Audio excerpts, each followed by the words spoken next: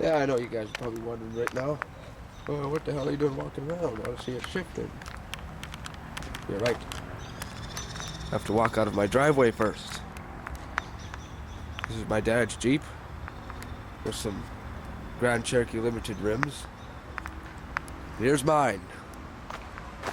So remember a couple months ago, I made a video saying, you know, I pointed at my window like this and I said, my new Jeep with AX15 not, and then I pointed inside the window, and you know, it's an automatic shifter. Well, this time, it's true. I got the real thing. So let's go around.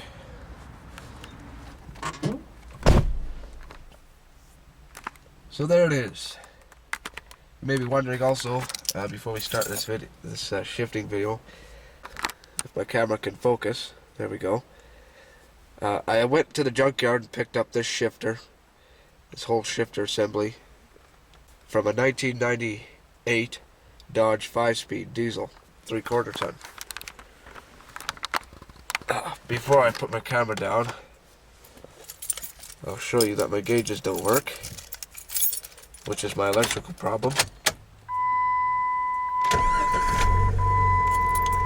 I also don't need to push in the clutch to start it because I got the pedals from a 1988 XJ from a junkyard, which didn't have the clutch safety thing. So that's pretty cool as well, I guess. So nothing works.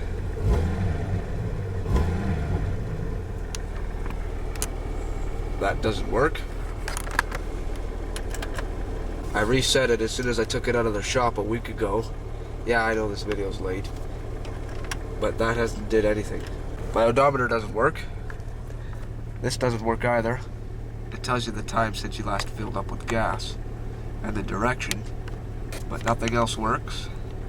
Not the odometer, not the temperature, not the average economy, not the economy as you drive, not the distance to empty. So without further ado, finally, I shall start driving.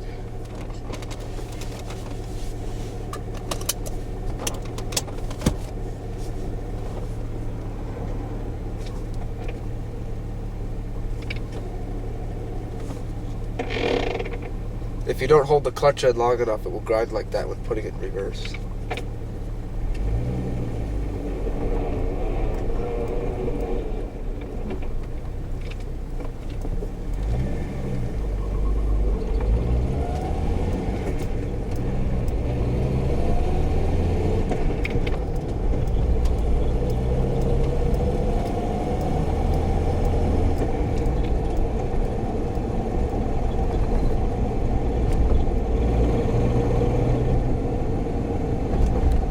Sounds kind of like a diesel in here.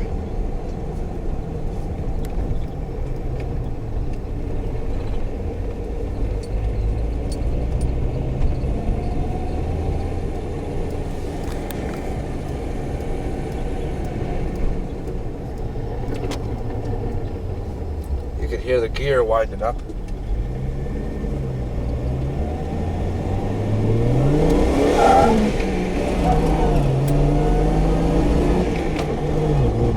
I don't know if you got that, but I did a little bit of a wheel hop as I shifted into second gear. So this has a ton more torque now. Oh, the gear ratio is awesome. I'll show you the gear ratios on my cell phone when we're done this shifting sequence spiel thing here. So it's got guts now. Definitely has guts.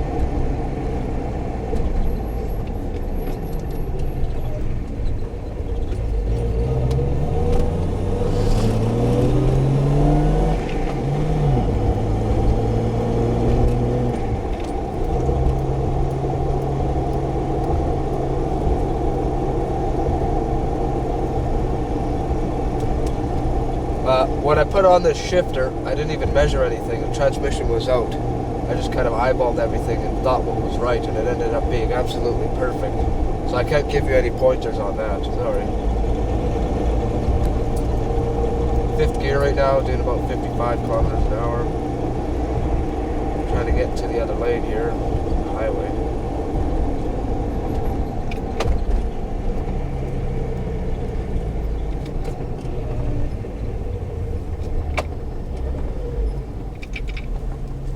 like to downshift as much as I like to upshift.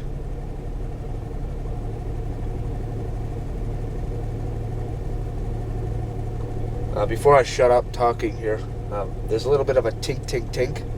Sounds like a spark. Not sure what it is. I got an arrow.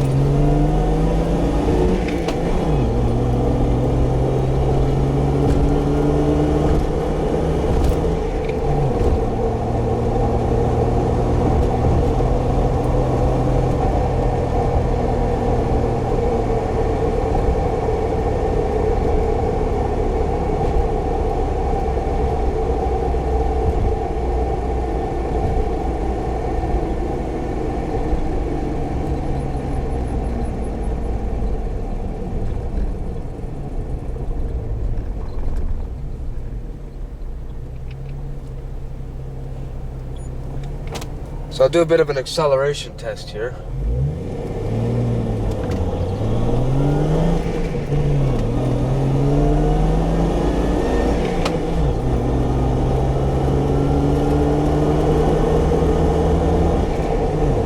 Probably doing about 110 kilometers an hour right now.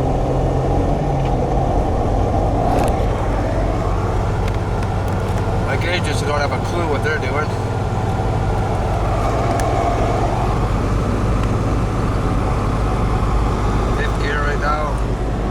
Nothing works. My windows don't even work.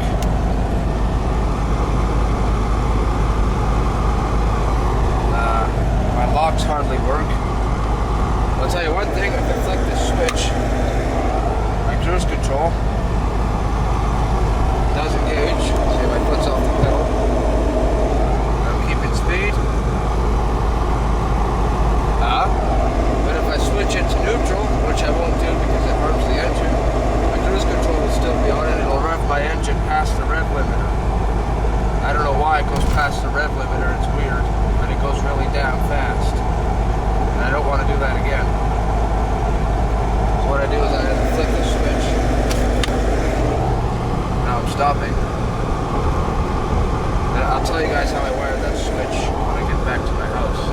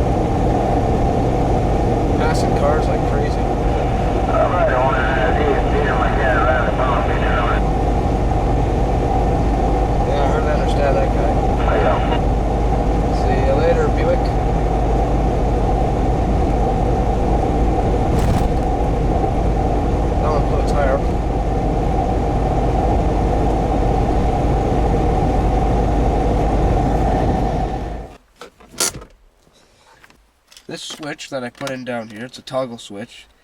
It's a single throw, single pole toggle switch. It's for my neutral safety switch. When I have it up like this, it's grounded. I have my wire grounded to a piece of steel on my Jeep. And when I have it down, it's ungrounded. And that means my cruise control can work, because If your neutral safety switch is grounded, it believes your vehicle is either in neutral or park. Because, well, neutral safety switches only are in automatics. So, to unground it, so it's out of neutral or park, so to speak, you just... Wiring a toggle switch is very simple. I'm going to post another video that's exactly like it, kind of, with the push starter. What you do is you got your wire coming from the neutral safety switch, going to a piece of metal on your frame. Somewhere in that wire, you cut it, and you put one end of that wire on the toggle switch, and the other end going to the frame on the other side of the toggle switch, because there's only two connections, in, out, and then from there you just flick a switch, and it's super easy. Then before, I couldn't beat my dad. He has a 97 Cherokee, right there, that green one, with 373 gears, and a 4-liter, with only 160k. I've got 184k, or at least I did. I don't know what I got now. Well, I'll have the same since it doesn't work. But I couldn't beat him. He had faster acceleration, and I couldn't get ahead of him after that. In the long run, though, I think I could beat him in the long run because I had 355s. Jeez, hello. But now, and I'll show you my gear ratios here. Here we go. The 42RE 4-speed automatic is what I used to have. And the AX15 5-speed standard is what I now have. Burst gear for the blind. For the automatic, it was 274 to 1. For the AX15, it was 383 to 1. Second gear, 154 to 1 compared to 233 to 1.